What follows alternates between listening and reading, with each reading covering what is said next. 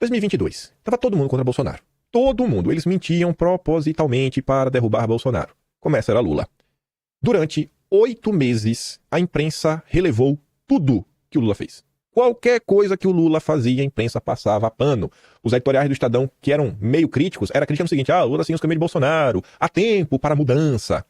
O marco da virada da chave, que começou no Estadão, é o primeiro veículo a pular do barco. E você tem 3 grandes portais que influenciam muito, porque estão há muitos anos, que é a Folha, o Globo e o Estadão. Não por acaso são os 3 maiores jornais do país. O Estadão foi o primeiro, a Folha veio depois e a Globo segue sendo a Globo, nesse lixo. O Estadão, ele começa a pular do barco após a decisão do ministro Dias Toffoli em setembro do ano passado, que envolvia a questão das multas das empreiteiras da Lava Jato. E qual é o problema disso? Porque quando ele tomou a decisão, e não deveria se desdobrar dessa forma, os petistas, para nossa sorte, eles entraram em campo para celebrar, como se fosse uma grande vitória deles. Então foi o Brasil 247, foram os ministros de Lula, foi a própria missão do Lula. Então os petistas, eles contrataram essa crise para si. E gerou revolta. Gerou a primeira revolta, todo mundo começou a ficar revoltado. A partir daí, as coisas nunca mais foram as mesmas. E começou uma escalada. Aí foi tendo a coisa, foi tendo outra, foi tendo a coisa, foi tendo outra. Escândalos ministeriais, a volta dos campeões nacionais. E a coisa segue avançando, segue avançando, segue avançando. Aí no início do ano, teve a questão lá... No início não. Na verdade foi no final do ano, início. Teve a falar do Lula, lá sobre as coisas no Oriente. Pegou extremamente mal, vocês devem lembrar, né? A comparação que o Lula fez aí. Enfim, né? Comparou a turma de Israel com o alemão do bigode. Pegou muito mal. O tempo foi passando. Lula continuou errando, problemas. E aí a turma começou a aproveitar alguns episódios no Brasil pra realmente queimar o Lula, mas queimar com força. Todas as falas do Lula em relação à questão econômica, porrada. E aí até a Globo tava entrando em alguma dessas. Nesse meio tempo, começa a aparecer a história, não, né?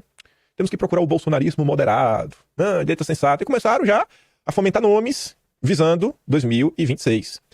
E aí o tempo foi passando, o Estadão, pra mim, publica o primeiro foi o primeiro editorial da questão do ministro Dias Toffoli, depois foi um editorial que era mais ou menos assim, um governo fora do prazo de validade, sem prazo de validade. Era um texto que falava o seguinte: o prazo que o Lula era como se fosse uma comida estragada. Passou o prazo de validade.